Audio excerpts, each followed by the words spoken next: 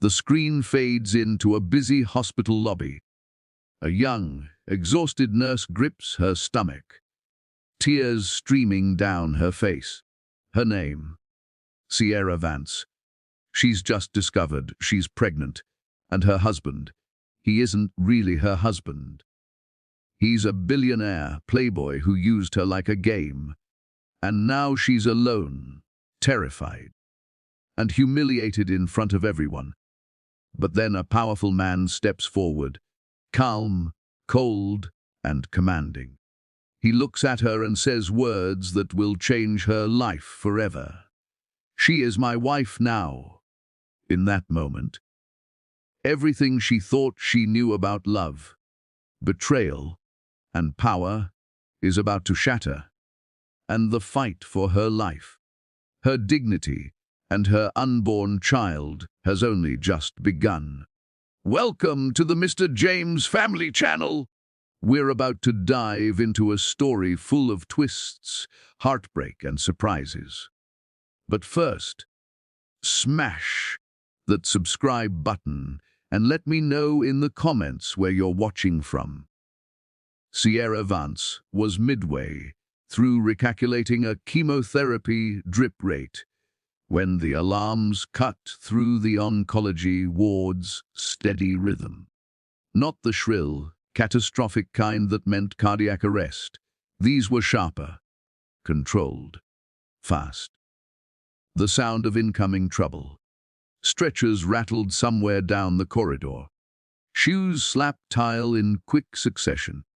A trauma pager chirped twice at her waist before going silent again. She exhaled slowly, capped the IV port, and slid the chart back into its holder. Another night shift. Another crisis. Families whispered prayers near curtains. A television murmured in one corner. A man 2 beds down groaned as medication finally dulled his pain. The smell of disinfectant hung in the air, mixed with coffee that had burned too long on a warming plate and the faint metallic tang that hospitals never fully erased. Sierra rolled her shoulders once, easing the stiffness from 12 straight hours on her feet, and turned toward the emergency bay doors. They burst open. A gurney flew in first, pushed by 2 paramedics and a respiratory tech IV pole wobbling dangerously as it clipped the edge of a doorway. Male 32, minor head injury. One paramedic called out while steering. Single, car accident. Luxury vehicle. Driver insists on walking. Sierra moved automatically, stepping forward with practiced efficiency. She grabbed gloves from the wall dispenser, snapped them on, and reached for the portable vitals monitor. "Sir, I'm Nurse Vance. I'm going to check your—" She stopped, her eyes lifted, and for half a second, the hospital disappeared. The man on the gurney didn't look like someone who had just wrapped a car around a barrier at high speed.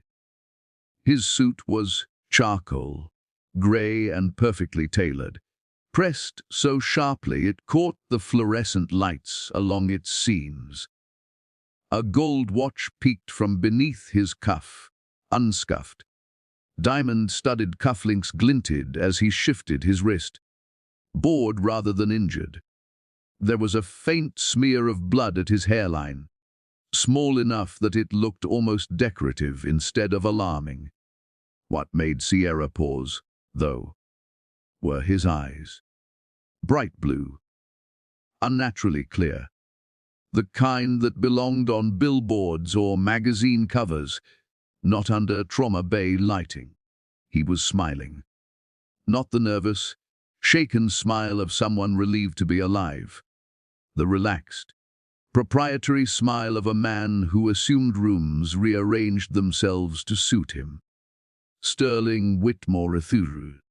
His name arrived in her mind a half second after she recognized the face. The Whitmores were hospital donors, political contributors, owners of half the skyline downtown. He had been on screens before. Charity galas, society pages. A billionaire hair photographed with actresses whose names never lasted longer than a week. Sterling shifted his gaze until it landed squarely on her. The smile widened. "Well," he drawled, voice smooth as poured whiskey. "Guess I found the pretty nurse." A couple of interns glanced at each other. Sierra blinked once and forced her brain back into professional channels. "Sir, please lie back," she said evenly, reaching for the blood pressure cuff. He did not.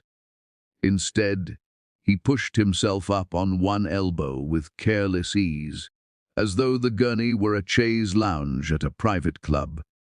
"I'm fine," he replied, studying her face in a way that felt less medical and more evaluative. "Honestly, this whole thing is being blown out of proportion." She kept her hand steady, clipped the cuff around his arm anyway. "Humor us," she said. "Head injuries don't always hurt right away." Sterling's gaze drifted to her name badge. He leaned closer to read it. "Sierra Vance," he said slowly, savoring each syllable. "That sounds expensive." The words were light. The tone was not. She did not smile. She tightened the cuff and started the reading. Behind her, she heard a quiet snort. Leela. Of course it was Leela. Her best friend had been stationed at the adjacent bay, prepping supplies, pretending not to watch while absolutely watching everything. "Oh no," Leela murmured under her breath. "That one thinks he owns oxygen." Sierra felt heat flicker behind her ears. Sterling heard. He tipped his head back and laughed, deep and amused, as though he had just been complimented. "I do breathe premium air," he said pleasantly. "Occupational hazard." Sierra met his eyes for exactly 1 second longer than necessary. "Blood pressure is elevated," she said. "Pulse is irregular." "Is that bad?" he asked. "It means you need to stay still." He lifted an eyebrow. "Oh!" That earned another smile, different this time. "Sharper, feisty," he murmured. "I like that." She ignored the comment and moved to inspect the cut at his hairline. It was superficial, a few stitches at most. No swelling yet, though she made a mental note to keep watching for it. Any nausea, dizziness, vision changes, nope, loss of consciousness, not unless boredom counts. She resisted the urge to sigh. "How fast were you driving?" Sterling shrugged, unconcerned. "Fast enough to be late to something important." What was that? He studied her again before answering. "Dinner?" Leela snorted outright this time. Sierra shot her a look. Sterling's lips twitched. "Your friend seems charming." "She saves lives," Sierra said flatly. "That tends to make people honest. I like honest." She doubted that. A tech approached with a tablet. "CT is clear so far. We'll run labs." Sterling waved a hand. "See? Perfectly fine. You clipped a concrete divider at 60 miles an hour, the paramedic said. "That's not fine. I clipped it with the corner." Sterling corrected. "The car did most of the suffering." Sierra glanced at the damage report scrolling on the tablet. Totaled. The car had folded like paper. She looked back at him. "You're lucky." Sterling smiled as though luck followed him, around like a personal assistant. "I usually am." They wheeled him in a curtained bay for observation. Sierra followed. Checking the IV site the paramedics had started, confirming dosage protocols. keeping her hands busy so she did not think about the way his eyes tracked her movement with open curiosity, not admiration. Assessment. The kind people did when browsing something they intended to purchase. She hated that feeling. "Do you flirt with everyone who patches you up?" she asked without looking at him. "Only the memorable ones." She met his gaze again despite herself. "And what makes someone memorable?" Sterling's eyes flicked to her hands, gloved and steady, then back to her face. "They don't pretend they're invisible." Sierra stiffened slightly. She had spent years learning how to fade when needed, how to move through rooms without being noticed, so patience took center stage. How to make herself small when donors strutted through halls and executives talked over nurses like furniture. Sterling had clocked that in less than 5 minutes. She did not like that at all. "You'll be here for observation for at least 4 hours, she said, snapping her pen onto the chart. "No driving, no leaving, no charming staff into breaking protocol." He smiled lazily. "What about charming you?" She did not answer. Instead, she stepped out to update his chart at the nurse's station. She could feel him watching her through the gap in the curtain. Leela slid up beside her, lowering her voice. "Please tell me he's not hitting on you." Sierra didn't look up from the computer. "He's breathing." That wasn't the question.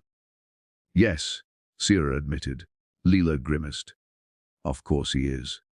The expensive ones always do that thing with their eyebrows." "What thing?" "That thing that says they think you're part of the experience." Sierra pressed enter, a little harder than necessary. "I'm not." Leela smiled faintly. "Because that man has bad idea, written in invisible ink." Sierra nodded. She should have listened to that instinct more closely. When she glanced back toward the bay, Sterling had pulled the curtain open just enough to make eye contact with her again. He raised 2 fingers in a mock salute. She turned away, focused on her screen, told herself he was just another patient, another ego, another man who would leave by morning and become nothing more than a line item in a chart. But when she caught her reflection in the darkened monitor, she realized something unsettled her. That smile. It wasn't flirtation. It was recognition. Like he had just spotted something rare and decided to see how close he could get. From behind the curtain, Sterling watched Sierra walk away, eyes narrowing slightly as his grin shifted into something quieter and far more deliberate, already planning what exactly he would do to make sure Nurse Sierra Vance did not forget him when his 4 hours were up. Sterling did not stop watching when Sierra disappeared into the corridor. He leaned back against the raised bed, fingers steepled loosely at his chest, eyes following the faint silhouette of her moving past glass partitions and swinging doors. The monitors beeped steadily beside him, unimpressed by wealth, charm, or intention. A nurse he did not recognize stepped in to adjust the IV flow. Sterling smiled at her out of habit. She ignored him completely. That amused him more than it should have. Most people noticed him. Most people bent a little, changed their posture, softened their tone, asked questions that were not medical. Sierra had done none of that. She had tightened a blood pressure cuff, like she was securing a seat belt. Efficient, sharp, controlled. And yet something about the way she had paused when she first saw him had stayed with him. Not awe, not greed, calculation. As though she had measured him and filed him under something dangerous. Sterling exhaled slowly. That more than anything made him curious. Sierra did not realize she was gripping her coffee cup too tightly until the lid bent under her fingers. She stood near the charting station, pretending to review lab values, while her reflection stared back at her from the dark screen of an idle monitor. Her brows were drawn together in a way she usually reserved for dosage errors and critical scans. She did not like being watched, especially not by men who looked at hospitals like luxury lounges. Leela brushed past her with a clipboard. You keep glancing at Trauma Bay for like it owes you money. I am not. You absolutely are. Sierra sighed quietly. He is intense. That is not the word I would pick.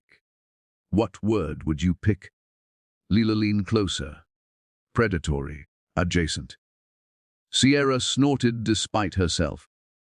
He is just a donor's son. He is a billionaire donor's son. Leela corrected. That is a whole different species. Sierra straightened. Which means he gets the same care as everyone else. Leela tilted her head. You say that like you are convincing yourself. Sierra did not answer. A second later, her pager buzzed. Room update. Trauma Bay 4. She closed her eyes for one brief, silent count and headed back. Sterling brightened when she reappeared, like a child spotting a favorite teacher. Miss me already? She pulled gloves on without responding. I am here to check your neuro status. I feel perfectly neurological. That is not a word. It should be. She leaned in to shine a penlight into his pupils. He held still this time. Follow my finger. He did. Only the kind I get when people underestimate me. That is not a symptom. He smiled again. You are very serious. I work in oncology. His gaze softened a fraction. That would do it. The comment surprised her. Most people avoided acknowledging that wing entirely. She straightened. You will be moved to observation shortly. Does that mean I lose you? You will get another nurse. He frowned slightly. I prefer you. That is unfortunate. Sterling laughed quietly. For who? For you. She stepped out before he could respond. 3 hours later, Sierra clocked out with aching feet and a tension headache blooming behind her eyes. The night had swallowed the city beyond the windows. Rain streaked down glass panels in crooked lines, blurring street lights into pale halos. She tugged her jacket on, waved to Leela, and headed toward the staff exit. Her phone buzzed. A message from an unknown number. Hope you made it home safe. She stopped walking, typed. Who is this? The reply came immediately. Your least injured patient. She stared at the screen, then typed back. How did you get my number? Asked the unit clerk nicely. She grimaced. Do not text me. That sounded less convincing than you think. She shoved the phone into her pocket and kept walking. The next morning, Sierra arrived to chaos. Not medical chaos, floral chaos. The nurse's station had vanished beneath towering arrangements of white orchids, lilies, and roses in glass vases tall enough to block sightlines. Ribbons curled over keyboards. Petals drifted across countertops like snow. A delivery man hovered nervously while Leela stood frozen in the center of it all. What? Sierra said slowly. is happening?" Leela turned. "Either someone died fabulously or someone is being stalked with money." Sierra's stomach sank. She spotted the card first. Cream paper.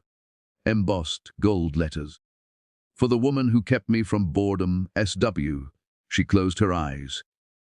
"Tell me he is not serious." "Oh, he is extremely serious," Leela said. "And Facilities is furious because one of the vases is blocking the emergency phone." Sierra exhaled through her nose. "I tried." "What do you mean you tried?"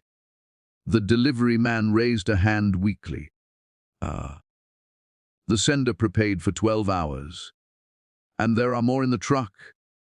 Sierra blinked. "More." He nodded. "In the truck." She stared at the ceiling for patience. "Put them in the lobby." They already overflowed. Sierra muttered something that was not in the employee handbook. Her phone buzzed again. "Did they arrive?" She did not reply. "Too much," she typed. "Remove them. I donated to pediatric oncology." Her fingers froze. She turned slowly. Leela's eyes widened. "He donated." Sierra closed her eyes. "How much?" Leela checked her tablet. "Enough that administration personally approved the flowers." Sierra whispered. "I hate that." Leela whispered back. "Same." Sterling appeared before noon. Not in a patient gown. In a navy suit sharp enough to cut glass. He walked into the nurse's station like he owned square footage. "Good morning, Sierra." Her jaw tightened. "You are discharged." "Technically. You should not be here." "I brought lunch." He gestured. Catering trays followed him in. Leela mouthed, "Oh my God. I did not ask for this." "I know." "Then why?" Sterling's smile faded just enough to feel intentional. "Because you look tired." Sierra hesitated. She hated that he was right. "I am not interested. People say that when they are. I say it when I mean it." He studied her for a moment longer than polite, then nodded. "Right." She blinked. "That is it. For now." She crossed her arms. "Do not donate to get access to me." "I donate because I can," he said calmly. "Access is separate. That is not reassuring." He leaned closer, lowering his voice. "You should be." Her spine stiffened. "Why?" "Because I am not used to being told no." She met his gaze. Jet used to it. Something flickered behind his eyes. Interest sharpened into something colder. He smiled anyway.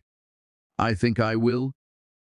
From the corridor, Sierra watched Sterling walk away with unhurried confidence, unaware that tucked inside the donation file now sitting on the administrator's desk was a second folder.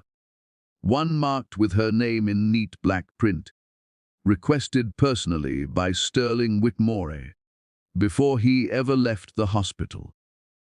Sierra Vance shifted her weight on the marble, trying not to think about how painfully cold the floor was beneath her bare feet. The chill traveled up her ankles and legs, but she forced herself to stay focused. Every sense in her body screamed luxury, power, and intention. The kind of scene movies painted with filtered light and music that made hearts race for the wrong reasons. Sterling's estate was everything she hadn't asked for, but everything that demanded attention. Crystals reflected chandeliers like tiny stars. Waiters glided past with silver trays, their movements precise, rehearsed. Outside, fountains hissed softly, keeping rhythm with the string quartet playing somewhere inside the grand hall. A man in a flowing robe, more ceremonial than religious, spoke in a voice meant to echo through this polished hall. Words about destiny, promises, alignment of souls. Sierra tuned out most of them, but she felt the weight of the moment pressing against her chest. Her pulse jumped with anticipation and caution, two emotions fighting for dominance in her body.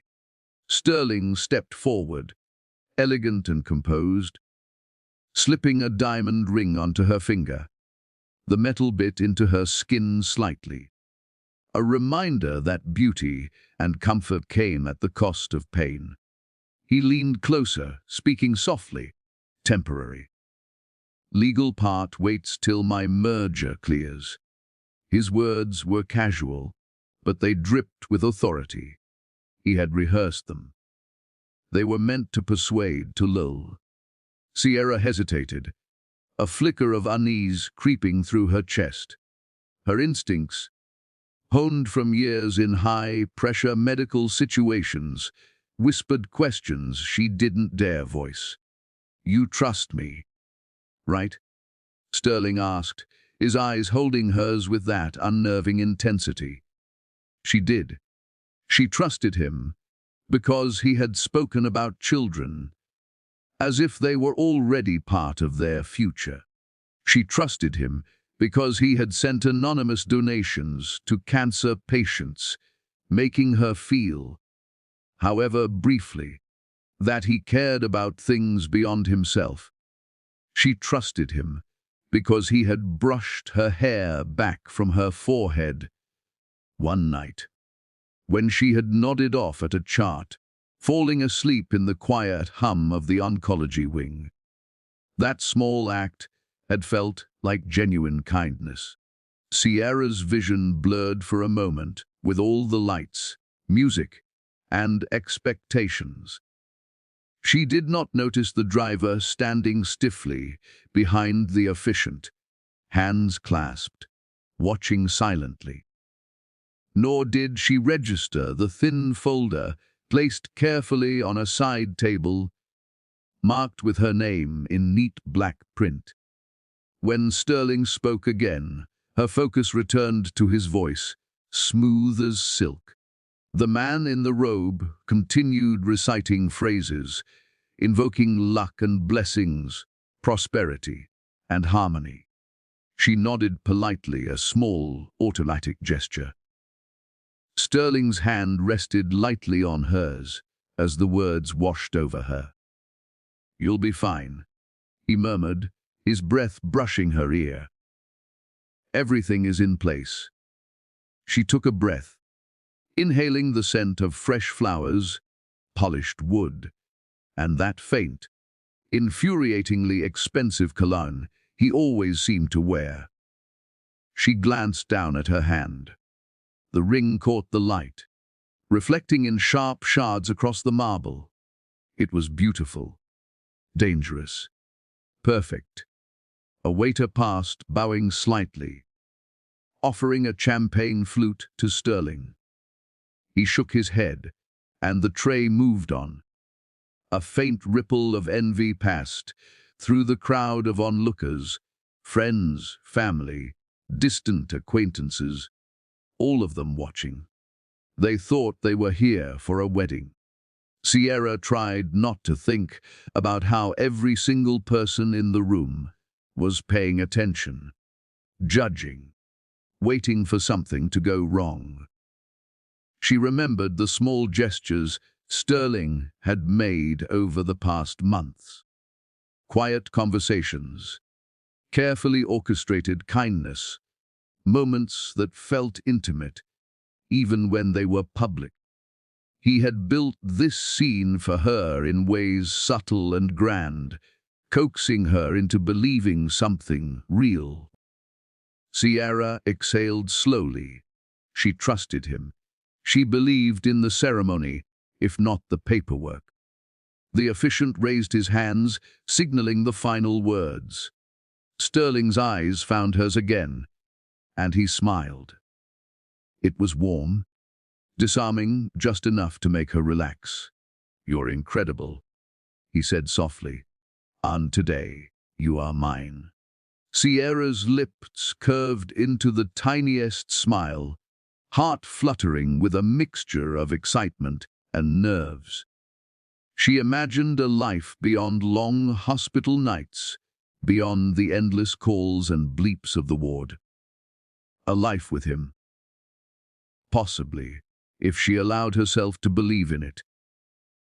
Her attention snapped back to the folder beside the officiant. The official-looking documents glimmered in the light. She assumed it contained the legal paperwork confirming their marriage. Sterling had mentioned it before, how the legal details would wait until his merger finalized. She had no reason to doubt him. As the ceremony drew to its orchestrated close, Sterling took her hand, guiding her toward the cameras positioned subtly around the hall. He kissed her hand lightly, a gesture meant to convey devotion and tenderness. She let herself lean into it for just a moment, feeling a warmth she hadn't allowed herself to feel in months. The orchestra's final notes lingered in the air. Guests clapped, some cheerfully, others out of obligation. Sterling's smile remained fixed on her face, one hand holding hers, the other resting casually at his side. He whispered something, low enough that only she could hear. "I've been waiting for this moment." Sierra's heart swelled. Despite the nagging voice at the edge of her mind, she allowed herself a single, small bubble of hope. Maybe this man, with all his wealth, charm, and dangerous edge, could be something real. Maybe this moment wasn't entirely a lie. Yet, as her gaze swept the room, she didn't notice a subtle movement behind the officiant. A shadow flickered at the edge of her vision. The driver who had ferried Sterling to the hospital months ago, now standing rigidly, expressionless. His presence was unremarkable, meant to blend into the background. No one paid attention, and Sierra didn't even see him. Nor did she notice the thin black folder, perfectly aligned with the edge of the table. It had her name printed on it in neat letters, but the contents were not what she expected. Inside was no legal marriage certificate, not even a preliminary contract, just a series of documents that could later be construed to protect someone else, Sterling himself.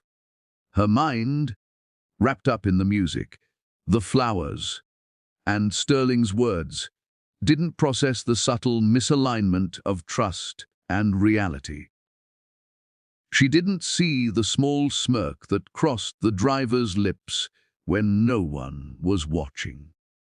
Nor did she notice how Sterling's hand lingered on hers, with a faint tension behind the gesture, a control hidden beneath charm. The ceremony ended. Guests murmured congratulations. Champagne glasses clinked. Photographers moved quickly, capturing each smile, each kiss, each staged moment. Sierra felt herself being swept along, carried by the current of expectation, luxury, and desire. She allowed herself to believe it was real as she moved towards Sterling for the post-ceremony photos. A small, deliberate movement caught her eye, a shadow retreating near the doorway. It made no sense. She shook her head, dismissing it. Perhaps fatigue, perhaps nerves, perhaps nothing. She smiled at Sterling, fingers intertwined. The ring sparkled on her hand, a symbol of promise, beauty, and commitment. And yet, somewhere in the polished hall, under layers of crystal chandeliers and soft violins, The thin folder waited. Its contents would change everything. Sierra smiled for the cameras, unaware that behind the efficient, Sterling's driver quietly slipped the folder into his coat, its legal implications hidden, ready to turn her dreams of trust and love into a dangerous trap she could never have anticipated. The morning light crept through the blinds, thin lines cutting across the beige tiles of Sierra's apartment. She sat on the cool bathroom floor, knees drawn to her chest, the faint metallic scent of the sink mingling with the lingering aroma of last night's coffee. The nausea hadn't stopped. Not entirely. But it had slowed long enough for her to breathe. Her fingers trembled slightly as she reached for the small white stick, the one that could change everything. She had already done this twice before, but this time the anticipation clung to her like a second skin. 1 line, 2 lines, bright pink. Impossible to ignore. Her stomach, already roiling from fatigue and morning sickness, twisted with an entirely different kind of emotion. Fear, hope, joy, anger. She couldn't untangle them. Sierra exhaled shakily, trying to focus, to steady herself against the dizzying weight of reality pressing down on her chest. This wasn't a hypothetical. This wasn't a calculation. This was life, real and undeniable, moving through her, changing her. She held the test a little closer, as if proximity could make the future clearer, as if looking harder could make the fear vanish. Then her phone buzzed. She froze. Sterling's name flashed across the screen, even though she hadn't called him. His phone, left charging, as he often did when overseas, was hers to check. A guilty glance confirmed the temptation. She hadn't meant to read it. She only wanted to make sure nothing urgent had happened while he was gone. The first preview popped up. Model party confirmed. Yacht is ready. Her heart skipped. She didn't need to read further, but she did. Which fiancé tonight? The words hit her harder than a physical blow. She could feel the floor beneath her, the tiles cold, grounding her in reality, and yet the room tilted slightly, unsteady. Her breath caught, sharp and irregular, as the phone slipped slightly from her sweaty palm. Scrolling faster, her pulse pounding, Sierra found more messages, laughing emojis, blurry photos she wasn't part of, plans she had never agreed to, promises he had never made. No mention of marriage. No acknowledgement of her. A hollow ache spread through her chest, stretching to her stomach, tightening her already nauseated muscles. The pink lines she had thought were symbols of life and love suddenly felt like markers of betrayal. Her hands shook violently, and the phone slipped entirely, landing on the floor with a sharp tap that echoed too loudly in the small bathroom. Sierra's vision blurred, tears brimming as shock, anger, and heartbreak collided. She wanted to scream, to throw something, to wake the world from the nightmare she hadn't realized was unfolding. Instead, she stayed still, holding the test, staring at the lines that mocked her with quiet, steady certainty. The evidence of her pregnancy, of life growing inside her, clashed violently with the evidence of Sterling's duplicity. Her mind raced, trying to find logic in the chaos. Could this be a misunderstanding? Maybe there's an explanation. Maybe he didn't mean it. She whispered the words aloud, but they sounded hollow. Even her voice betrayed her uncertainty. Images of the yacht, the parties, the fiancés flickered across her mind. She remembered the polished estate, the staged wedding ceremony, the diamonds, the carefully choreographed smiles. Had any of it been real? Or had she simply been a pawn in a game she didn't even know she was playing? Her fingers clenched the test, white-knuckled. She wanted to call someone, anyone, to tell them she needed help, to tell them the man she thought she knew had been lying. But the thought of explaining, of having to articulate betrayal with concrete evidence, paralyzed her. Who would understand? Who would believe? She pressed herself against the wall, sliding down slowly until her head rested against the tiles. The room spun slightly, the shadows cast by the blinds stretching across her in cruel, sharp lines. Every sound, the distant hum of the refrigerator, the faint cars outside, the soft drip of the faucet, seemed amplified, emphasizing her isolation. Somewhere in the back of her mind, a tiny spark of defiance stirred. I can't let him do this. I can't let him take everything from me.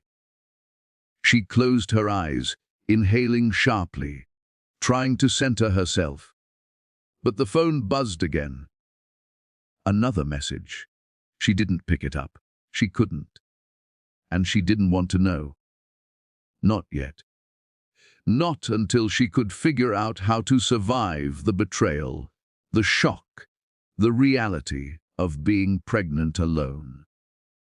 Images of Sterling's smile, the effortless charm, the way he had made her believe he cared, it all twisted in her mind, sharp and cutting. The contrast of what she thought she knew and the truth she now faced threatened to undo her completely. Leela's words echoed in her memory. The expensive ones always know how to make you forget caution. Watch your heart. Sierra had laughed then, thinking it was exaggeration. Now, every syllable seemed prophetic. Her phone buzzed again, but she ignored it. She didn't want to read the words. She didn't want to see the evidence of his duplicity. Her gaze shifted to the bathroom mirror, reflecting a pale, tear-streaked face that looked smaller somehow, vulnerable in ways she hadn't allowed herself to feel in years. She sank deeper against the wall, pressing her hand to her stomach, feeling the tiny flutter of life inside her, fragile and insistent. I will protect you, she whispered, even if I have to stand alone. The thought steadied her, if only slightly. She let herself sit like that for long moments, just breathing, just being aware of the life inside her.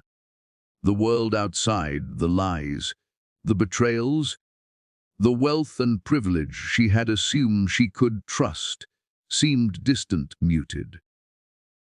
Then she heard it. A sound from her apartment door. The soft click of a lock disengaging. Footsteps approaching. Her pulse quickened. Every instinct screamed that something was about to happen, that the fragile quiet of the room would shatter, that nothing would ever be the same. Sierra's eyes widened as the shadow of someone entering fell across the floor. She could see the outline of Sterling's figure, his presence undeniable, and for the first time, she realized that the storm she had been trying to outrun, had just walked back into her home. Sterling Whitmore Athern walked into the hospital like he owned it. The scent of expensive cologne clung to him, mingling strangely with the faint fizz of champagne on his cuffs. His shoes clicked on the marble floors, announcing his presence before anyone even noticed. Sierra's pulse picked up instantly, not from admiration, not from fear exactly, but from that old, sharp stab of disbelief that had never left her since she realized he had been playing her. She didn't plan to confront him here, in the hospital where her life was built on saving others and keeping herself in control. But the moment he stepped into the lobby, she felt something fracture inside her, something that had been holding her patience in place. Fear didn't make plans. Anger didn't either. It simply demanded action. She approached him, every step measured, though her hands shook at her sides. The sterile smell of the lobby, the distant murmur of nurses, the beeping of monitors at a nearby station. None of it mattered. He was here. And she had to speak before the words twisted inside her throat into poison. "You lied," she said, voice quivering as she clenched her fists, nails biting into her palms. "The wedding." Sterling blinked at her, a slow, almost amused motion. His expression relaxed. Then, before she could continue, he chuckled, a sound rich and casual, completely untethered from the storm raging in her chest. "Oh, that," he said lightly, as if the world could simply bend around his whims. People nearby slowed their steps, glanced curiously. A few nurses paused mid-task, sensing tension. "I paid the guy," Sterling added casually, almost lazily, as if discussing the weather. "You didn't think that was real, did you?" Her stomach dropped, twisting with nausea and fury. "I'm pregnant," she whispered, the words sharp as knives against the hollow calm of the lobby. Sterling's eyes widened fractionally. Then, after a beat, he sighed. Not panic, not regret. Just a sigh, as if he had been handed an unexpected puzzle piece in a game he had intended to play casually. "That complicates things," he said softly, sliding an envelope into her pocket with deliberate nonchalance. "Cash." Sierra's hands went to the envelope automatically, trembling. Her stomach felt as though it had been ripped out of her body. "You think money can fix this?" She spat, barely able to form the words through the shock, fear, and growing fury. "You're smart," Sterling said, leaning just slightly closer, his lips almost brushing her ear. "Fix it?" Her knees weakened. She staggered back, trying to swallow a scream, trying to steady herself, trying to keep some semblance of dignity. "I loved you," she said, tears slipping down her cheeks burning. Her voice cracked, raw, desperate. The kind of emotion that doesn't care about appearances, that strips away everything polished and professional. Sterling tilted his head, blue eyes calm and unreadable. "You loved the version I rented you," he said. Each word calculated, cruel, precise. Her legs gave out beneath her. Sierra collapsed, barely missing a marble column. Hitting the floor with a soft thud, the lobby erupted around her. People gasped. A nurse dropped a clipboard. A doctor muttered, Call security. Someone else fumbled with a wheelchair. Phones came out. Eyebrows rose. Murmurs spread. Her heart raced not just from the fall, but from the total humiliation, exposure, betrayal. Sterling's hand rested lightly on her shoulder, not to help her, but to steady himself as he surveyed the chaos he had caused. The calm in his face contrasted violently with the storm of whispers, stares, and confusion around them. Sierra pressed herself against the cool marble floor, hands covering her face, shivering.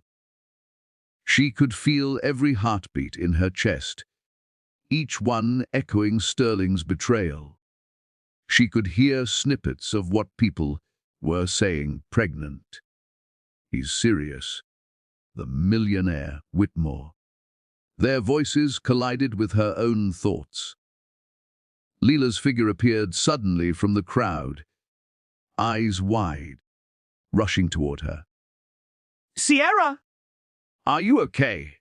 she yelled, cutting through the murmur of gossip. Her hands shook as she reached down to steady Sierra's shoulders. Sierra stammered, trying to find words, but none came. Her fingers trembled around the envelope, the small proof of her child, the tangible evidence of Sterling's selfishness and manipulation.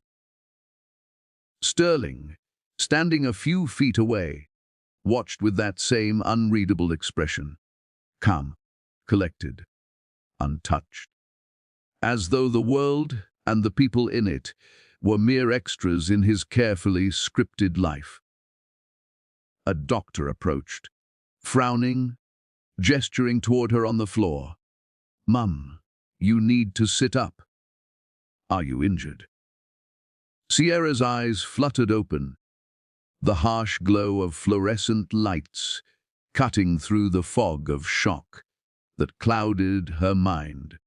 She felt the cold sweep of tile against her legs as she slowly became aware of the hospital lobby around her. The murmurs, the blurred faces, the weight of every eye that had been watching her just moments ago. Her hands instinctively went to her belly, cradling the tiny life growing inside her. Leela crouched beside her, tears streaking her cheeks, hands gripping Sierra's arms as if sheer force could anchor her friend to the present. "Sierra, you're okay," she whispered, voice trembling. "You're okay." But the shakiness betrayed her own fear. A man stepped forward, precise and rigid in a grey, tailored suit that seemed designed to command attention. His shoes clicked softly on the marble, echoing with an authority that made Sierra flinch. "Ems Vance," he said crisply, voice sharp as steel. "Sign these non-disclosure documents." Sierra blinked, trying to focus through the haze of nausea. Shock and disbelief. The pen he offered seemed too heavy in her trembling hand. What?" she stammered. "They'll protect Mr. Whitmore," he said smoothly, not waiting for her to respond. His tone was polite, but each syllable pressed down with the weight of control. "From what?" Her voice was barely more than a whisper, her stomach knotting tighter with every heartbeat. "From everything," he replied, the words deliberately vague, like a shadow hiding a blade. Sierra stared down at the pen he had placed in her hand.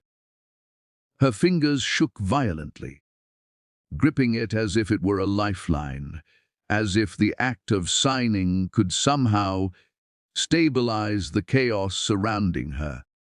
She could feel the life in her belly flutter faintly, a fragile pulse of hope and vulnerability. a reminder of what mattered. From across the lobby, Sterling leaned against a polished marble column, arms crossed casually. His eyes never left her, calm, imperturbable, waiting. He looked like he had done this 1,000 times before, and yet every ounce of confidence radiated from him like heat. Sierra's lips parted slightly, and she inhaled a shaky breath. The pen hovered over the paper, poised between submission and defiance. Every instinct screamed for her to drop it, to refuse, to make a stand for herself and the life inside her. But fear weighed heavily against her courage. Hospital cameras blinked silently in corners above, recording every moment. The man in gray's voice was smooth but firm. "Let's keep this quiet. Sign now, and no one outside these walls needs to know about today." Leela's hand squeezed hers. "Sierra, you don't have to do this," she said, voice trembling with both worry and outrage. Sterling's smirk flickered as he watched, amusement flashing faintly across his face. The power he wielded was intoxicating, dangerous, and terrifying. Every person in the lobby sensed the tension radiating from him and Sierra. Sierra's eyes scanned the papers.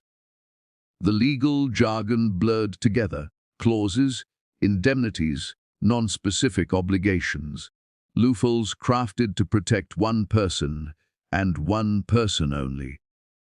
Her mind raced to comprehend the magnitude of what was being asked. To sign meant surrender. To sign meant silence. To sign meant letting Sterling erase every shred of the truth from history. Her heartbeat thundered in her chest. She pressed a hand to her mouth, trying to stop the tremors that were shaking her body, trying to steady herself for what she knew could come next. "You don't have to sign this," Leela whispered again, urgency creeping into her tone. She glanced around, noting the small, hesitant gathering of hospital staff who had lingered, unsure of how to intervene without crossing professional boundaries. Sterling shifted slightly, hands still crossed, watching with that calculated calm that made her blood boil. His presence was a tether of control, reminding her that he thrived in moments like this, that he had orchestrated every detail to see her falter. Sierra inhaled sharply, the flutter in her belly growing louder in her awareness. "This is not just about me. This is about the life I'm carrying."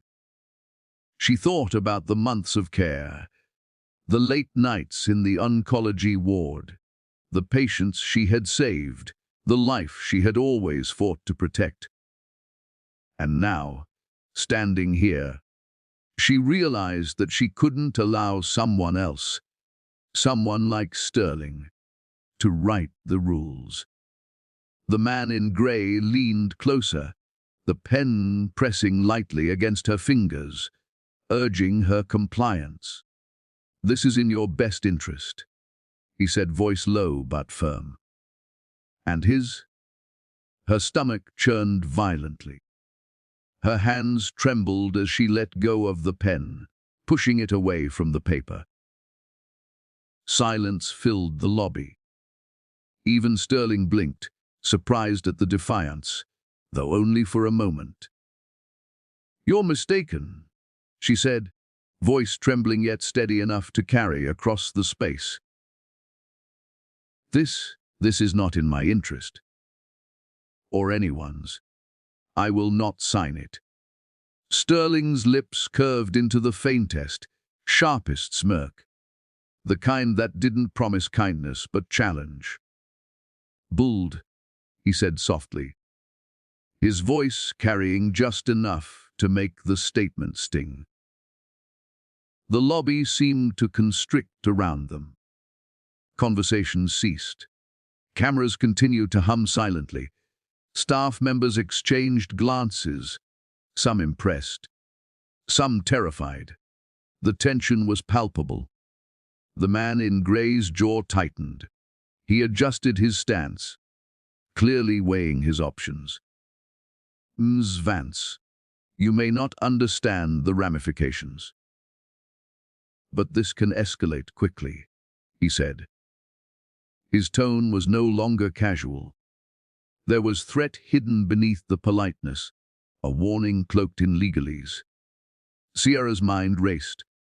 I won't be silenced. I won't let him win. She glanced down at her belly again, hand resting protectively, and felt the life inside respond with a subtle kick, as if reinforcing her resolve. You're not the only one with leverage here, she whispered, almost to herself, almost as if saying it aloud would summon courage. Sterling's eyes narrowed, the flicker of control momentarily shaken. He straightened slightly, sensing that the game had shifted. Leela whispered, Sierra, you've got to get out of here before. Before what? The words hung in the air, unspoken, leaving a tension so thick it seemed to press against their chests. Sierra rose slowly from the stretcher, gripping the edge for support, every movement deliberate. She looked Sterling straight in the eye, every ounce of fear and defiance coiled tightly together. The man in grey, realizing the stalemate, took a half step back, hand resting lightly on the folder of papers. He seemed aware that whatever happened next could unravel the careful orchestration Sterling had put in place. The crowd in the lobby watched, silent but alert, sensing that a confrontation far larger than any personal quarrel was about to erupt. Sterling's gaze hardened. His calm, collected exterior threatened to crack under the weight of Sierra's sudden audacity. Sierra inhaled deeply, feeling the flutter of life in her belly as a grounding pulse. She whispered softly, yet firmly, I won't let you control me or him, or us. Sterling's lips twitched, a dangerous mixture of surprise and amusement flickering across his face.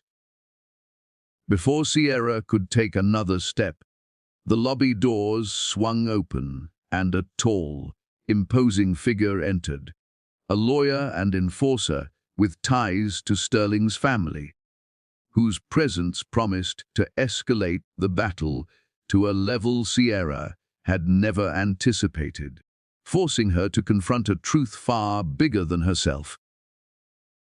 I'm fine, Sierra whispered, though the words sounded hollow even to her own ears. The physical collapse didn't compare to the emotional devastation, the betrayal, the cruel slap of reality. The envelope in her pocket felt heavier than any weight she had ever carried. Money couldn't buy back trust, couldn't heal what had just been broken.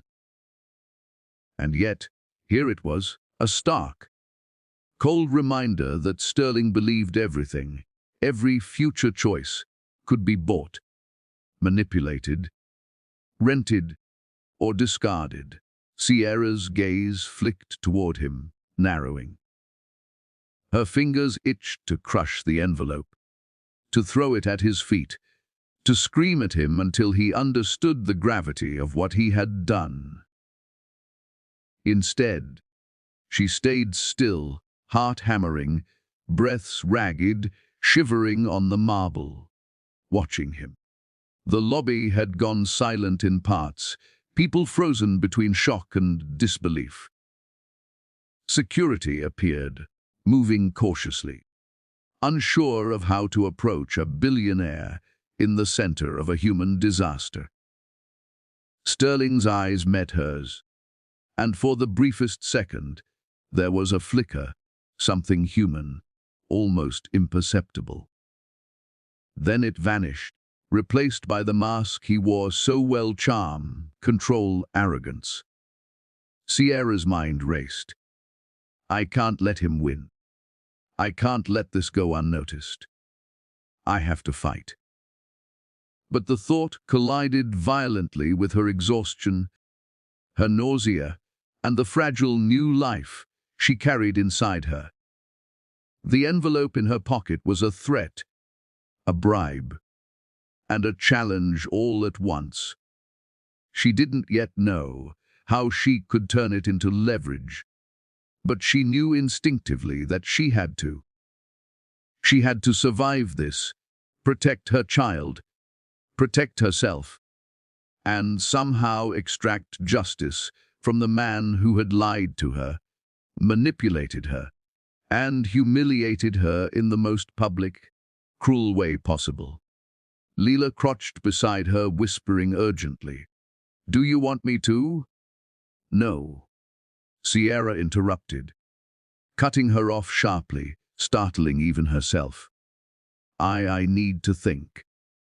Sterling remained still, a statue of privilege and control, his gaze never leaving her, almost daring her to act, almost daring her to show weakness. The lobby's chaos had quieted, but tension hung thick in the air, a mixture of fear, curiosity, and outrage. Every person there had witnessed betrayal played out live, and every eye was on her, waiting to see what she would do. Sierra pressed a hand to her stomach, feeling the small, undeniable life growing there. It was fragile, innocent, unaware of the corruption and lies surrounding it. She drew in a breath, steadying herself as she whispered to that life, "We'll survive this. We will." Her gaze lifted towards Sterling, and for the first time, a spark of defiance ignited. She wouldn't collapse again. Not like this, not publicly. She wouldn't allow him to dictate the narrative anymore. Sierra's trembling fingers brushed the envelope in her pocket as she stood, eyes blazing with quiet fury, unaware that Sterling had already called someone powerful to the hospital, someone whose presence would change everything. She thought she knew about the game. She was trapped in. The lobby seemed to freeze in the moment when the other hand closed over Sierra's trembling fingers. Large, warm, steady, unlike anything she had felt in hours, days, months, a grounding presence that cut through the panic and the betrayal. None. The word was calm, measured, but it carried a weight that made the air itself seem heavier. It wasn't a request. It wasn't a warning. It was a declaration. Sierra blinked, trying to focus through the tears, the nausea, the overwhelming mix of fear and relief. She looked up. The man standing over her was imposing, but not in the flashy way Sterling had been. There was no calculated charm, no arrogance, just control. Pure, quiet authority. Alistair Thorne, she breathed, recognition creeping in through the fog. The CEO of the entire hospital network. Feared, respected, and whispered about in corridors she had walked countless nights before, caring for patients while others slept. His eyes, dark and steady, met hers for a brief moment, a signal that everything was about to change. The lawyer stiffened, clearly caught off guard. His hands hovered unsure, the papers still clutched with a grip that had once seemed so certain. Sir, He started, voice brittle. The polite authority he wielded moments ago crumbling under Alistair's presence. Alistair's gaze didn't waver. He stepped closer, and with a swift motion, he seized the documents from Sierra's hands. The pen fell to the floor. He ripped the papers. One twice. Fragments fluttered to the polished marble like fragile snow, scattering across the lobby floor in a chaotic confetti of deceit. Sterling's lips tightened, blue eyes narrowing with disbelief.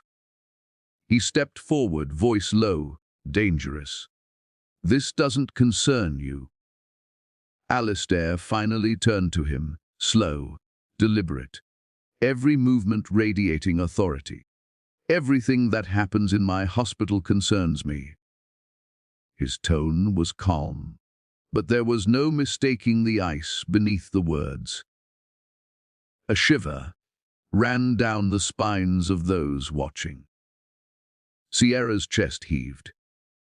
Relief and awe tangled with lingering anger. She had expected confrontation.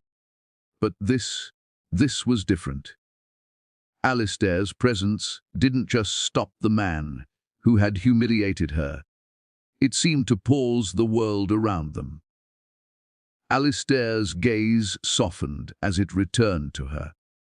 The hardness melted just enough to let her see a hint of warmth, a flicker of understanding. But then he shifted his attention back to Sterling. Every inch of him screamed control, danger, and uncompromising justice. "You humiliated the finest nurse in this building," he said evenly, voice resonating so clearly that murmurs quieted into stunned silence. Every person in the lobby froze, caught between curiosity, fear, and awe. "She isn't signing anything." Alistair continued, his words deliberate, precise. The gravity of the statement pressed down on the room like a physical weight. No arguments. No negotiation. No loopholes. Nothing Sterling could control. Then, with the finality of a verdict delivered, he said words that reverberated like thunder. "Because she is my wife now." The phrase hung in the air. Gasps rippled through the gathered crowd.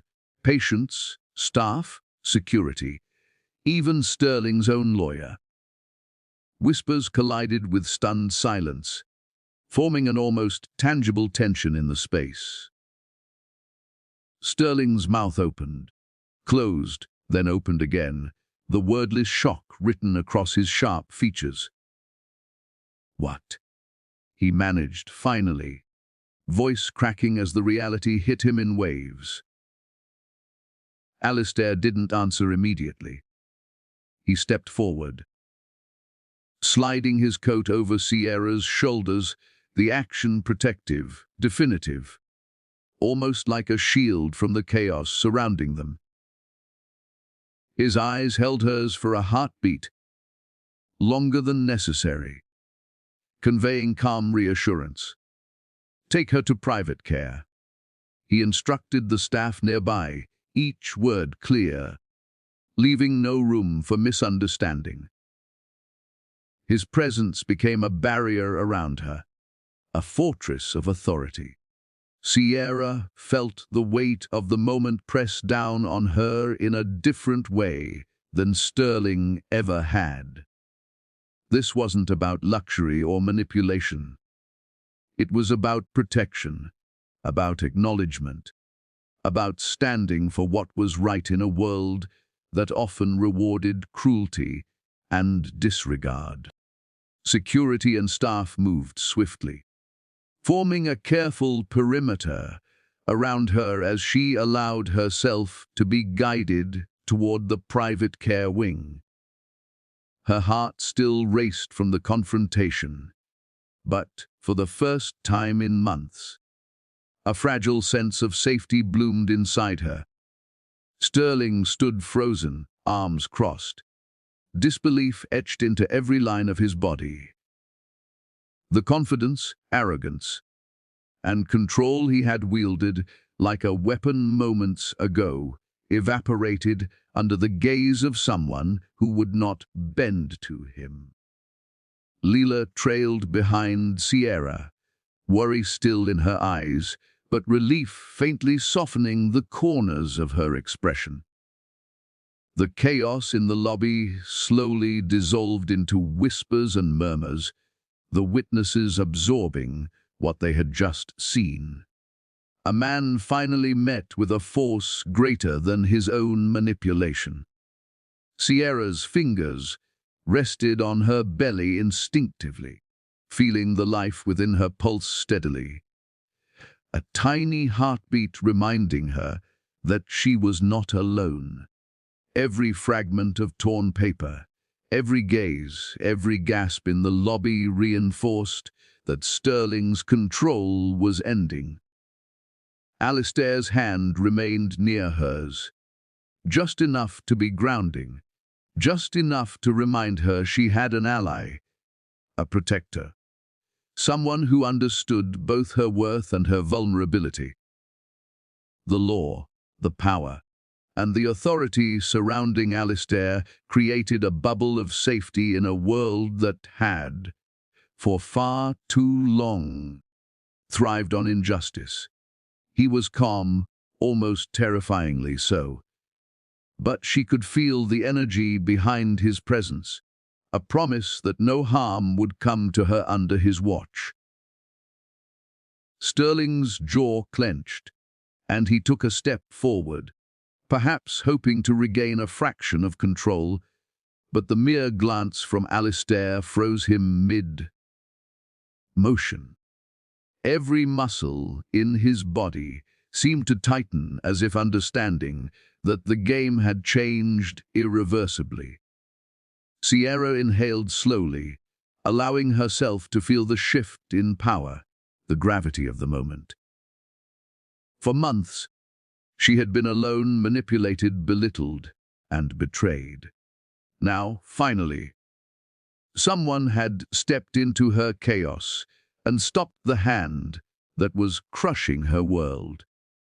The private care wing doors loomed ahead, promising not just privacy, but a temporary heaven, a space where she could process, plan, and regain her strength. She felt the tension in her shoulders ease fractionally as Alistair guided her toward safety, a shield against the storm Sterling represented. Even the staff moved with precision, understanding the delicate nature of the situation. They created space, allowed them passage, and the air seemed charged with anticipation, curiosity, and quiet relief. As they reached the threshold of the private care area, Sierra allowed herself a moment to breathe, feeling a combination of exhaustion, adrenaline, and something she hadn't felt in months: hope. Alistair's eyes met hers again, dark, steady, and commanding. He didn't need to speak to convey the promise. You are safe. You are valued. No one will hurt you while I am here. Sierra's chest tightened, not with fear, but with the realization that the story she had been living, the betrayal, the humiliation, the manipulation, was finally shifting. She wasn't powerless, not anymore. Sterling remained in the lobby, arms crossed, watching, blue eyes narrowed in disbelief. He had underestimated her resilience, and more importantly, he had underestimated the force that had entered her life at precisely the right moment. The scattered fragments of papers on the marble floor seemed to mock him silently, a visual representation of the empire he thought he controlled beginning to crumble around him. Sierra stepped fully into the private care wing, still supported by Alistair's steady hand. Her thoughts were racing, mapping possibilities, thinking of strategies, considering how she would protect herself and the child growing inside her. The hum of the medical equipment, the quiet efficiency of the nurses, and the soft lighting contrasted sharply with the chaos she had just left. It was a world built on logic, care, and professionalism, unlike the theater of deception she had endured for months. Her fingers rested protectively over her belly, feeling the tiny, stubborn movements of life, as though it were reinforcing her determination. Alistair's presence remained beside her, a silent, unyielding pillar of strength. She didn't need words, she needed assurance, and in the depth of his gaze, she found it. Sterling's absence from the private care wing was almost physical, an empty threat that no longer held power over her. She had survived his cruelty, and now she had a shield she hadn't known existed. The staff moved seamlessly around them, aware that this was no ordinary moment. Sierra's reputation, her integrity, and her future were all hanging in the balance. She allowed herself a small breath, realizing that her story was shifting. No longer a tale of manipulation and helplessness. It was now a narrative of strength, protection, and the beginning of justice. As Sierra sank into the private care suit chair, still trembling, but steadied by Alistair's presence, a quiet chime from the hospital intercom echoed. Duckerthorne. Urgent matter in the boardroom regarding Mr. Whitmore's family assets. Sierra's eyes widened. Sterling's world was larger, more dangerous than she realized. And the battle she thought was just beginning in the lobby was about to expand far beyond anything she had imagined. By the time the first light of dawn seeped into the private care suit, the world outside seemed almost peaceful, though Sierra's mind was anything but.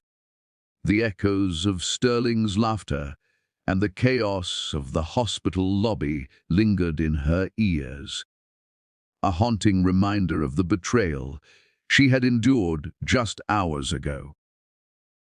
She sipped the lukewarm hospital colistaire, had insisted on bringing her, its bitter aroma grounding her in the present, a small tether to reality.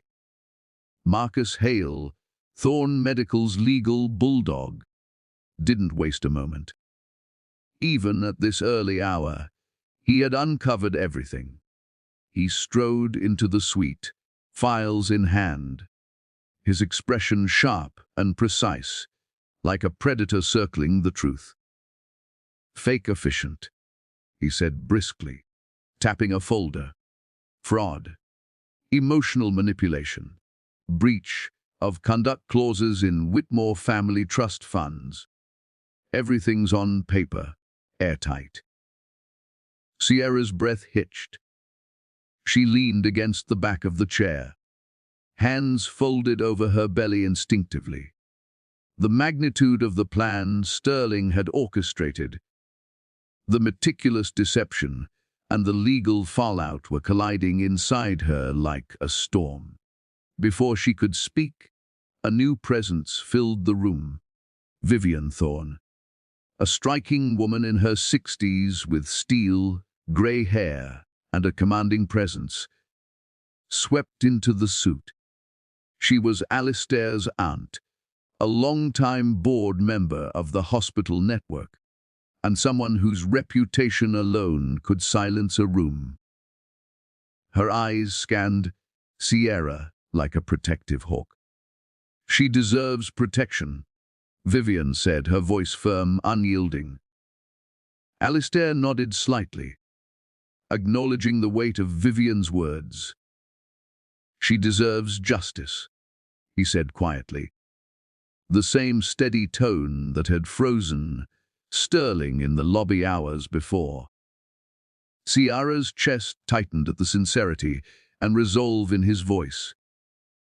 Wrapped in thick blankets, Sierra tried to process it all, sipping her coffee and feeling the warmth seep into her frozen fingers. The room smelled faintly of antiseptic and paper, but somehow it felt safer than the lobby she had left behind. Her eyes followed Alistair as he moved with calculated calm toward the small table in the corner.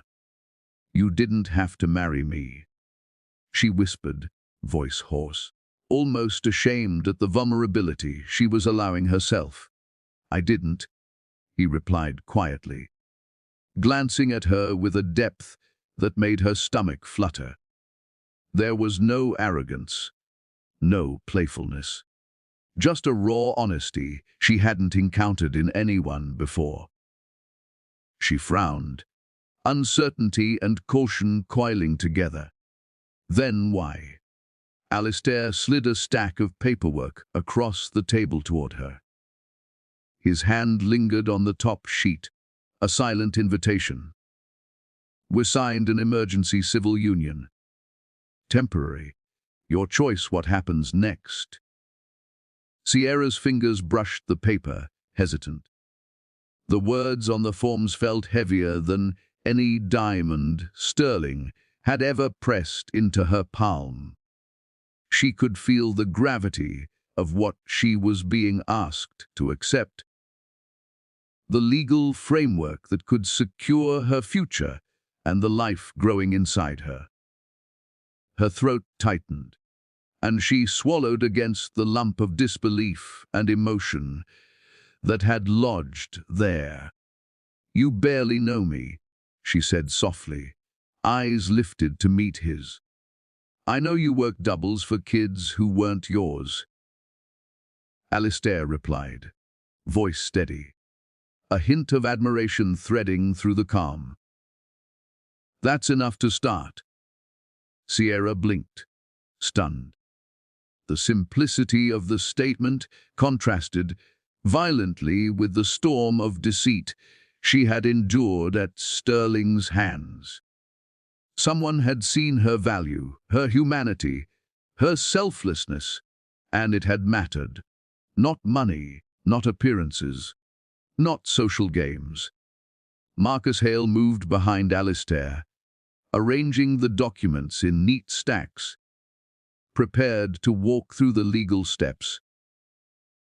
The precision of his movements calmed her in a way that surprised her.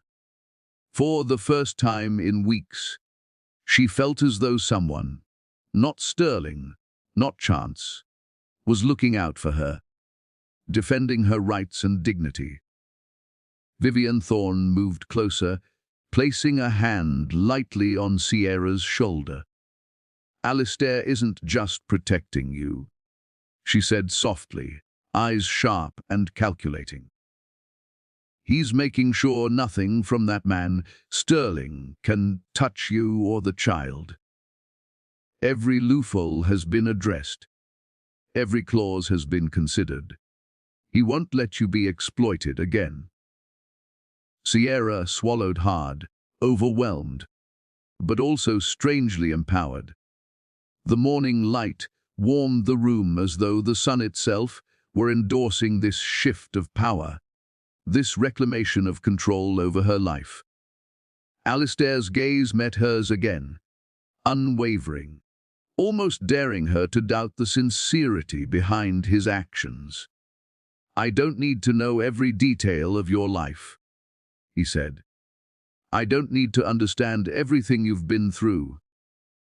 I need to know your heart, that you care, that you fight. That's enough. Her eyes brimmed with tears, tears of relief, tears of gratitude, and a spark of trust she hadn't allowed herself in years. For the first time, she felt safe enough to breathe, to let the adrenaline and fear begin to drain, leaving only clarity and resolve.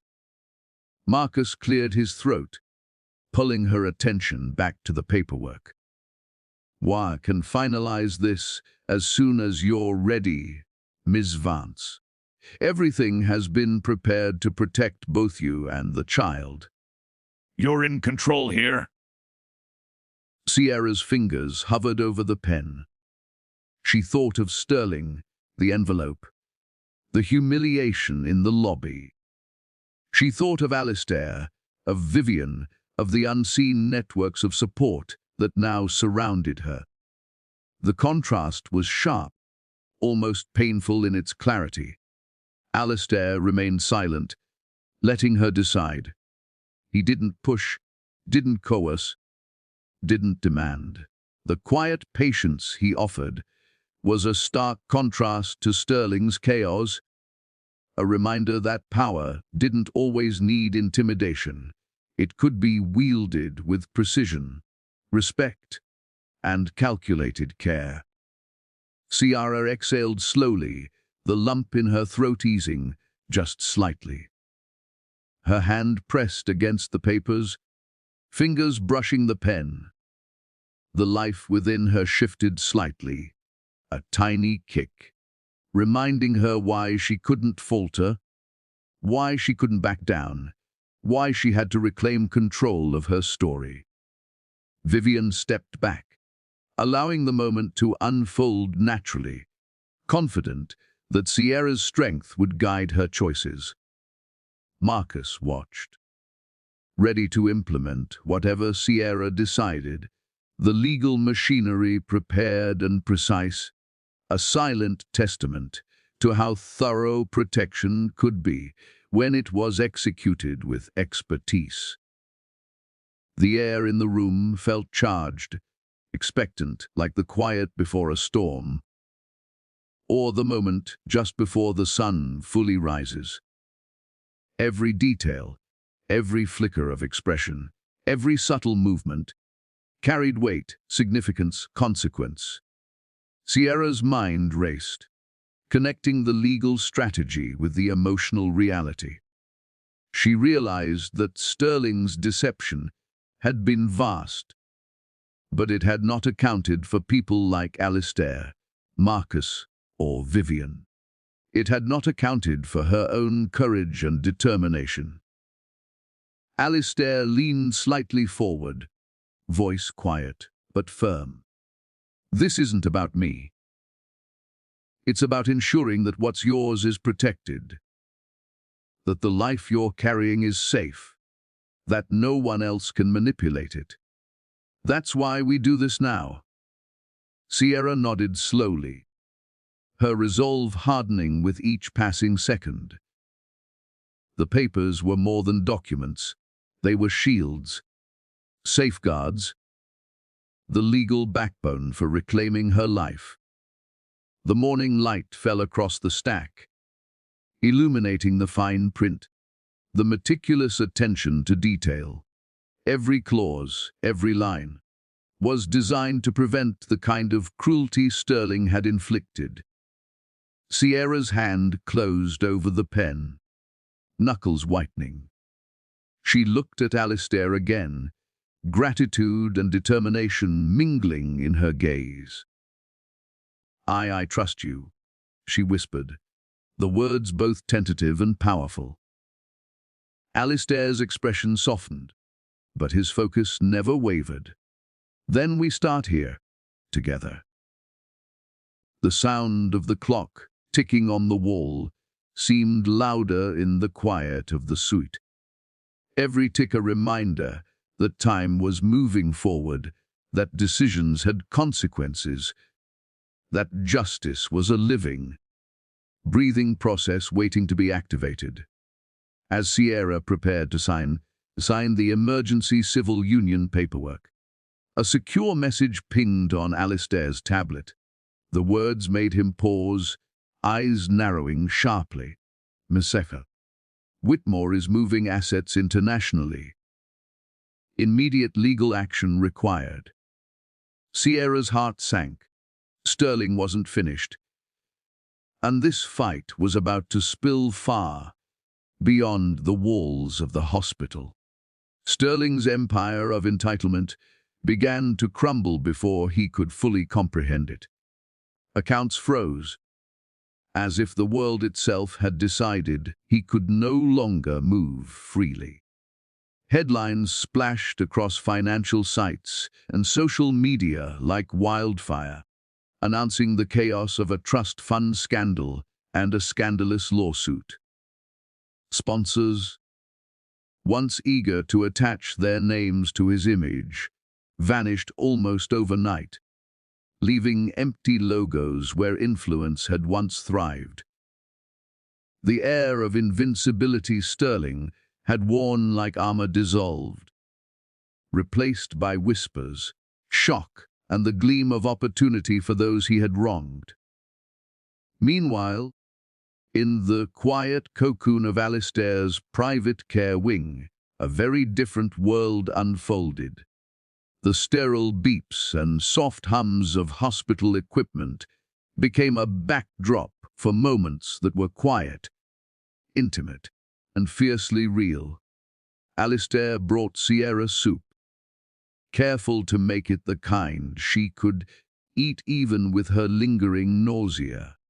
The aroma of homemade broth filled the small room, a comfort more powerful than any luxury Sterling had ever thrown at her. He learned her tea order, the exact way she liked it steeped, the sugar and milk balanced just so. He remembered these small details, as if committing them to memory was as important as any medical protocol he had followed in his life. These tiny acts of care became threads that slowly wove them closer together. Ultrasounds became rituals. Sierra sat in the chair, the baby's tiny form appearing on the screen, a flickering heartbeat strong and steady. Alistair gripped the arm of the chair so tightly it left impressions in his skin, knuckles whitening, his usually composed expression betraying surprise and awe each time the image appeared. "I'm not good at this," he admitted quietly one afternoon, voice low and unpracticed, the vulnerability foreign on his usual stoic features. Sierra smiled faintly, warmth softening her features. "Me either," she whispered, the words carrying both confession and understanding. They were two people unaccustomed to the messy reality of connection, yet forging it nonetheless, each moment layering trust and tenderness like mortar between bricks. He kissed her knuckles one evening, gentle and careful, as if they were priceless relics. Unpracticed, real, unassuming, but enough to make her breath catch in ways that Sterling never could. It was in this quiet intimacy that Sierra began to feel a sense of belonging, a safety she hadn't realized she had craved. Months passed.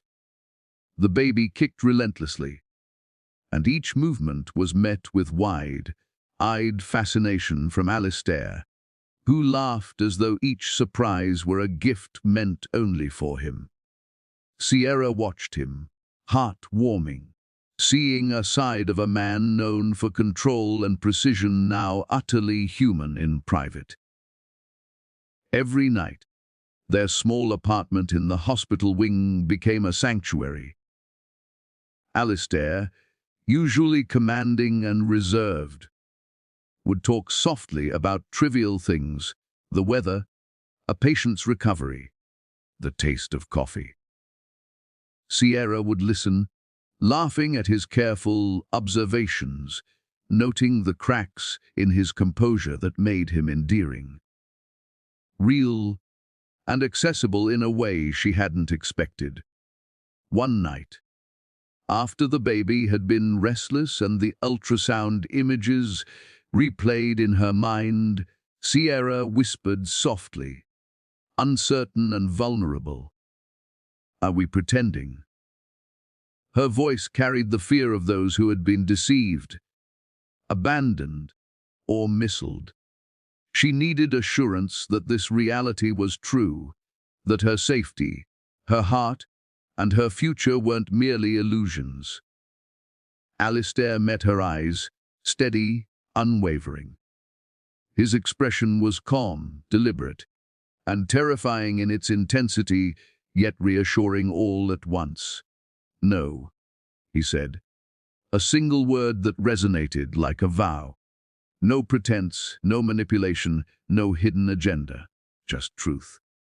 Just protection. Just the beginning of something neither of them had expected, but both desperately needed. Days blurred into weeks. Alistair and Sierra navigated prenatal appointments together, sitting side by side in waiting rooms, sharing quiet conversations about the future. He learned to anticipate her needs, whether adjusting the pillow behind her back or holding her hand through contractions in simulated labor exercises. These moments, though small, built layers of trust stronger than any contract Sterling had ever written. In private, they were unguarded. Laughter became frequent, filling spaces that had once echoed with tension or silence. Alistair laughed at the smallest kicks, murmuring encouragement to the baby, teasing Sierra gently when she winced or groaned from nausea. Their home within the hospital felt like a sanctuary, protected from the outside chaos that Sterling had left behind. They shared meals, late-night conversations, and moments of quiet reflection.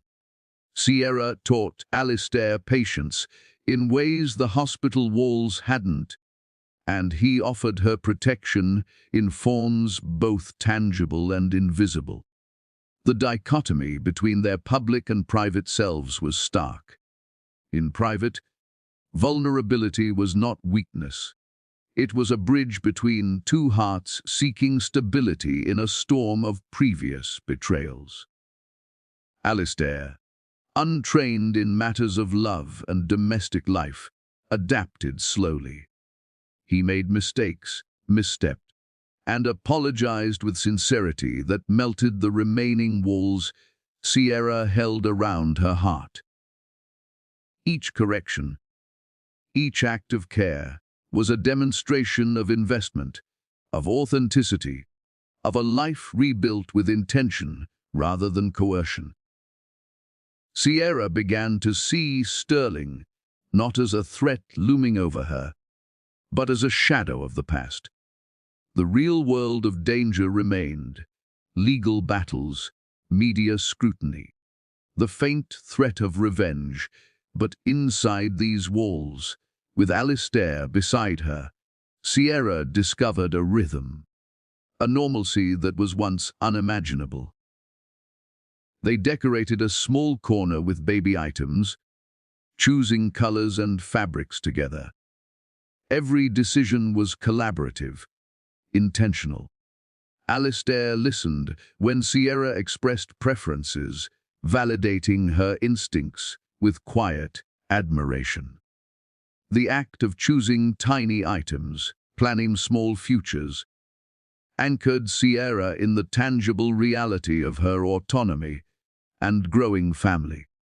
Late evenings were filled with gentle touches, whispered reassurances, and the occasional playful argument over tea strength or blanket folds. These domestic moments became sacred rituals, quiet affirmations that trust could exist without deceit, love could exist without pretense, and safety could feel like home. Even Alistair's habitual intensity softened in these private hours. He would sometimes pause mid-sentence, watching Sierra rest her hand on her belly, listening to her breath, and simply smile at the life forming in front of him. He admitted, quietly, almost to himself, that he had underestimated the depth of attachment such moments could cultivate. The hospital corridors outside continued their frantic pace, patients and staff moving through lives intertwined with urgency and stress. Yet, in their sanctuary, time slowed, and the outside world's chaos became a distant hum. The contrast reinforced the reality that Sierra and Alistair were building something uniquely theirs, a fortress of care, intimacy, and mutual respect. Even as Sterling's actions continued to ripple outward, legal maneuvers, media speculation, trust fund complications, the sanctuary they had created became an unassailable haven. Sierra could see the difference between empty gestures and authentic care. Alistair's unpracticed tenderness, the way he adjusted pillows, remembered meals, laughed at small things, this was real. This was trust. This was love forming in private, away from the eyes that would seek to exploit or manipulate. Alistair's presence reminded her that protection could be gentle, that power could be wielded responsibly, and that vulnerability could coexist with strength. Each day, Sierra felt her confidence rebuild, piece by piece, stitched together by small gestures, thoughtful actions, and moments of shared laughter. She began to imagine a future without fear, a future where the baby would grow knowing their parents' hearts were aligned, their intentions true. Each kick, each tiny movement, was a reaffirmation of life, hope, and the tangible reality of a love forged in adversity. Their laughter often startled them, spontaneous and genuine, filling spaces that had once echoed only with tension or uncertainty. It became the soundtrack of their mornings, afternoons and evenings. With Alistair, even the mundane tea, small talk, watching clouds drift past the hospital windows, felt extraordinary. A quiet rebellion against the world Sterling had tried to dominate. One evening, as Sierra rested with her hand on her belly and Alistair pored over hospital files, a single, urgent text appeared on his tablet. Sterling Whitmore has hired a private investigator. He's tracking you both. Immediate discretion required. Sierra's pulse raced. Even in the sanctuary they had built, danger from the past was not finished, and the shadows of Sterling's obsession were closing in faster than either of them had anticipated. The morning air in the hospital lobby was crisp, carrying a faint scent of rain from the previous night. 1 year had passed, and the corridors that had once witnessed humiliation and heartbreak now hummed with a different energy. Sierra Vance stepped through the sliding glass doors with purpose. Her tailored navy suit hugged her form with professional elegance, a symbol not just of status, but of self-possession earned through fire and perseverance.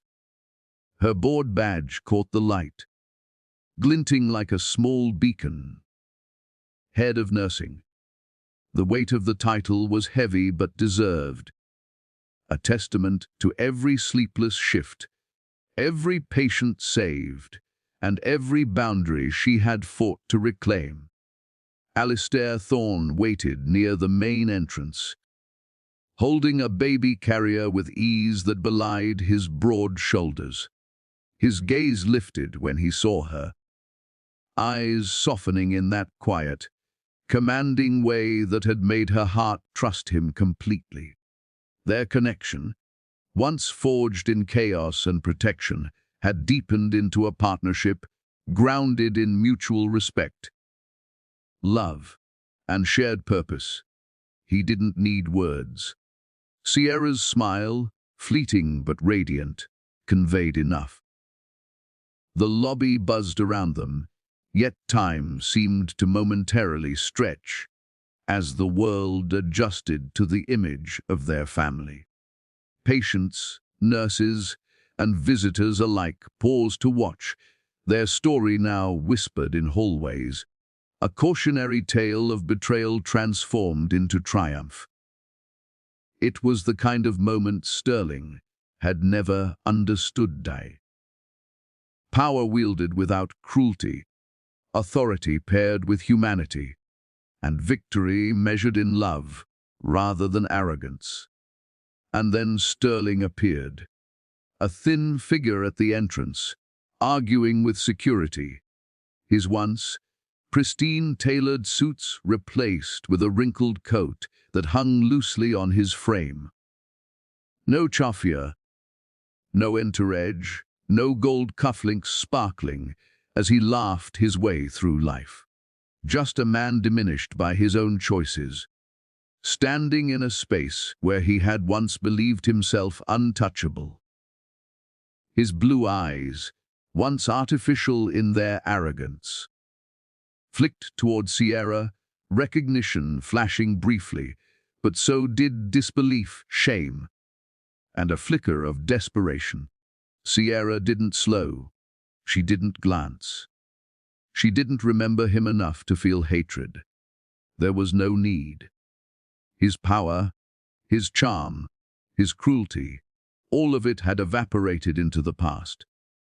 The woman who had been humiliated, betrayed, and threatened had grown into someone untouchable, not through wealth, but through dignity, resilience, and self-respect. She bent gently to her son, lifting the carrier to her chest for a brief, tender kiss on his forehead.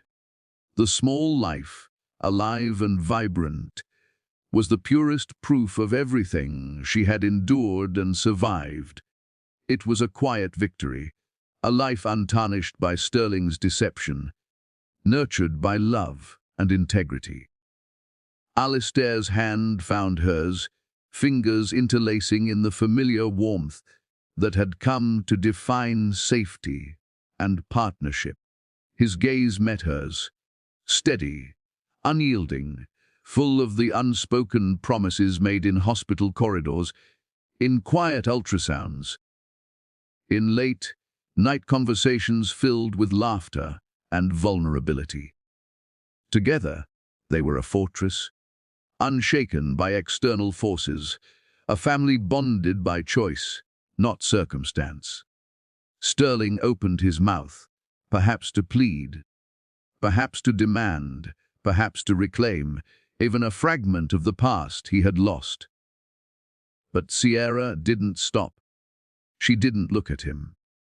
She didn't acknowledge him beyond the faint awareness that the man who had caused so much pain was now inconsequential. The hospital buzzed around them, the energy of life flowing uninterrupted.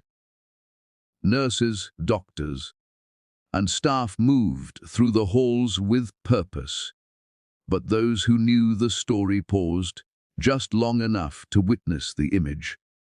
Sierra, glowing with confidence, holding her child, walking hand in hand with the man who had protected her, guided her, and loved her.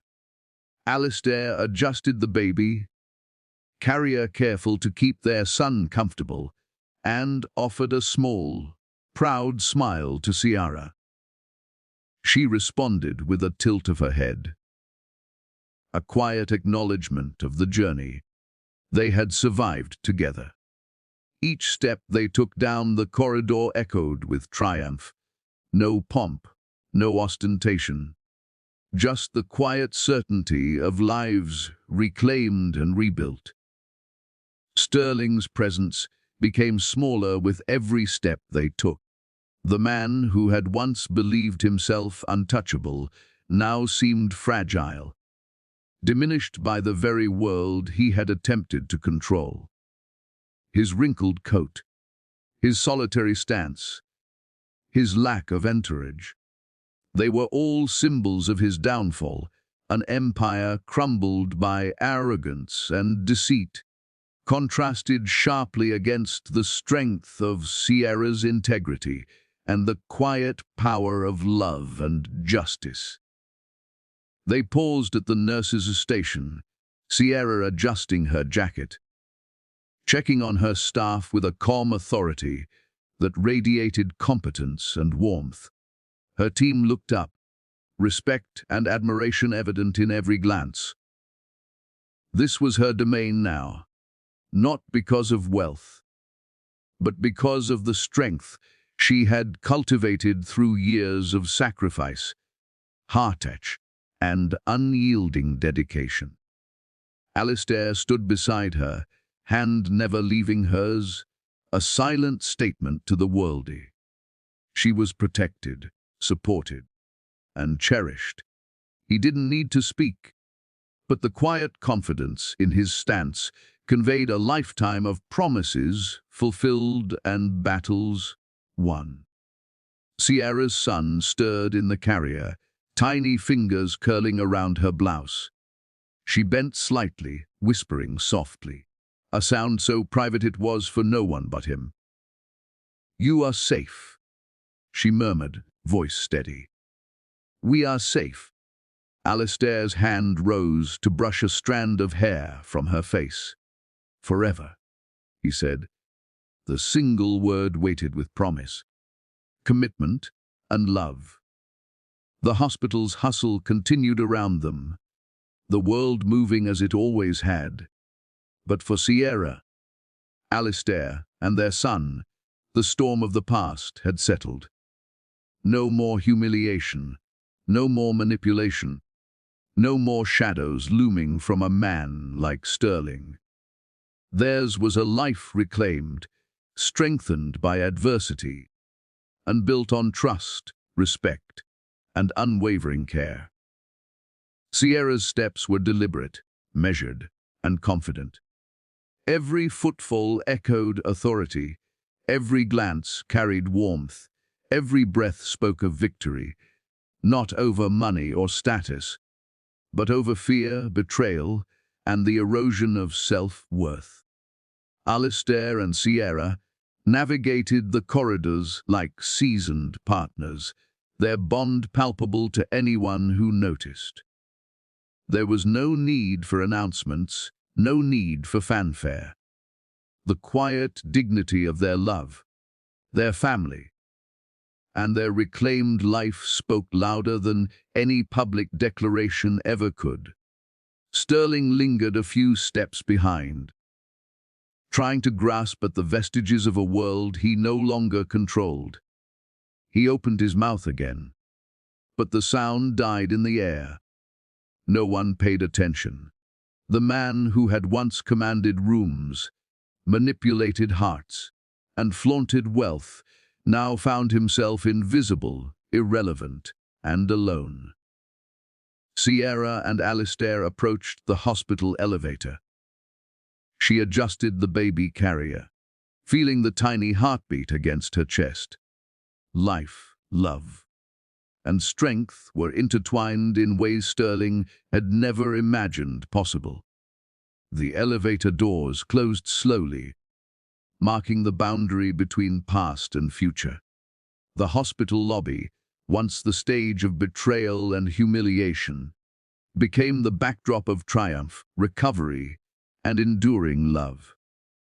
Sierra took a deep breath, letting the weight of the year wash over her. The betrayals, the hardships, the victories, and the quiet moments of care that had stitched together her new reality. She felt whole, empowered, and undeniably in control. Alistair's hand tightened around hers. Their eyes met, a shared understanding passing silently between them. Nothing could touch what they had built together. The love, the family, the reclaimed dignity, it was unshakable. As the elevator doors fully closed, Sierra kissed her son's forehead once more, whispering words that were for him, for herself, and for the life she had fought to protect. This is just the beginning. Every challenge Sterling had posed, every attempt to control or humiliate, had been overcome. The power had shifted irreversibly. Sierra had transformed from a woman haunted by betrayal into a leader, a mother, a wife, and a force of resilience. Alistair watched her closely, pride and love softening his usually stern features. Together, they were more than a family.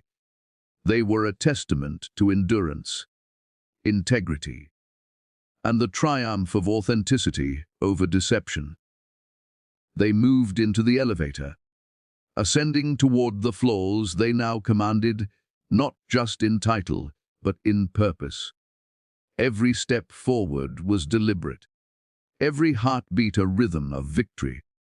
Sierra had not just survived. She had conquered the world Sterling had tried to control.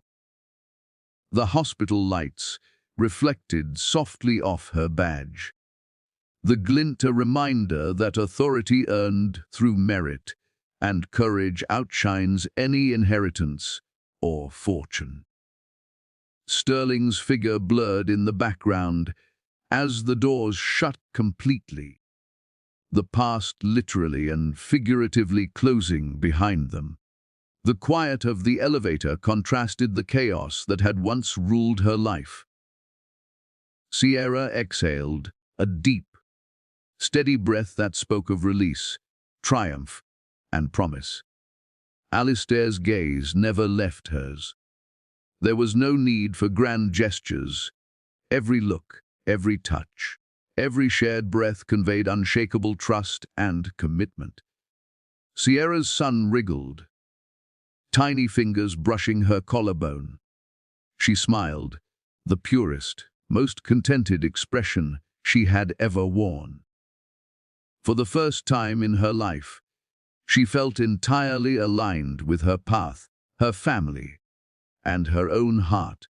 Alistair adjusted the carrier, his presence calm and steady, his love unmistakable.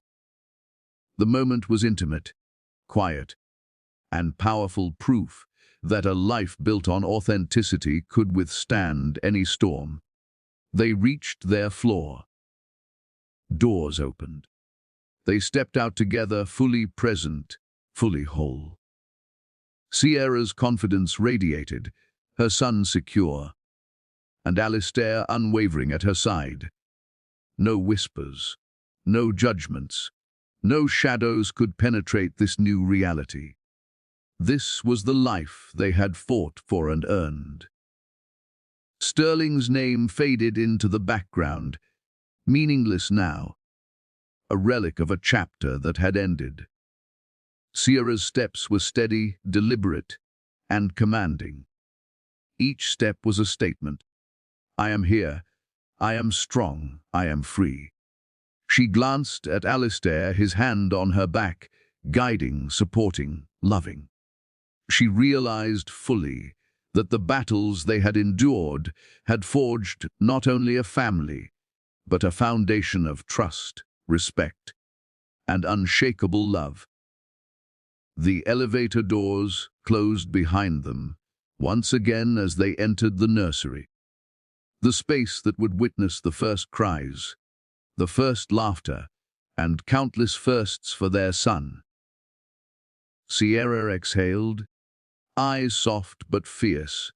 She had walked through fire, betrayal, and fear, and emerged unbroken, empowered, and radiant. Alistair leaned close, whispering in her ear, a quiet affirmation of everything they had overcome. This is ours. Nothing can touch it. Sierra smiled, the kind of smile that comes from knowing the past no longer has power, and the future is theirs to shape. They settled into the nursery together, the baby stirring lightly, and Sierra felt the quiet pulse of life, love, and justice vibrating in every corner of the room. It was over. Sterling was gone. His attempts to harm or control were nothing but echoes. Sierra, Alistair, and their son existed in a world where honesty, care, and resilience ruled. A world finally fitting her, finally hers. As Sierra rocked her baby to sleep, she whispered softly, almost to herself, "No one will ever make us small again." The camera of life pulled back. Outside, the city moved, oblivious to the personal triumph within the hospital walls. But inside, a family had claimed their victory, and nothing could ever take it away. The story ended not with revenge, but with peace, power, and love. Sierra had finally stepped fully into her life, unshakable, radiant, and free.